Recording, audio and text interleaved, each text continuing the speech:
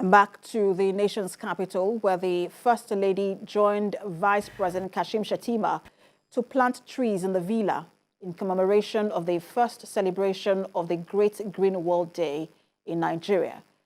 The Great Green Wall is an initiative to reverse desertification, land degradation, drought, and mitigate other climate change-related challenges. Moyo Thomas has more.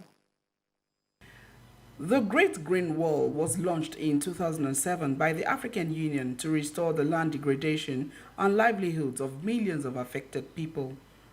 The United Nations views Africa as one of the areas most vulnerable to land degradation and desertification, with about 45% of Africa's land area affected, and about 55% are high or very high risk of further degradation.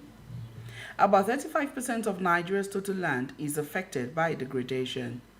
Nigeria, in fulfillment of African Union's mandate, established the National Agency for the Great Green Wall, especially in the 11 frontline states affected the most by this phenomenon. The initiative is being implemented across 22 African countries and has been uplifting thousands of communities across the continent.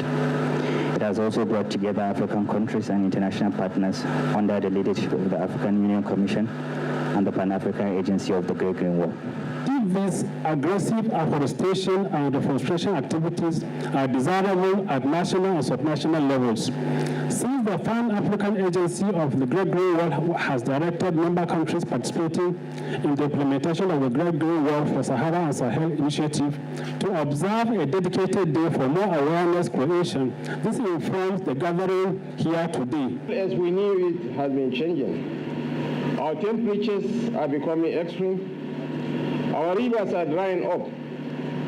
Our wildlife has become endangered. And our forests are thinning out.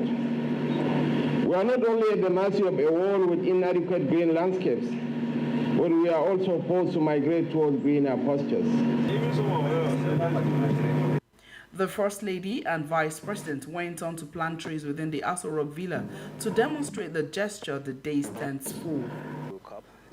The Director General of the National Agency for the Great Green Wall confirmed that the agency has so far fully restored over 12,000 hectares of degraded land in the 11 most affected states.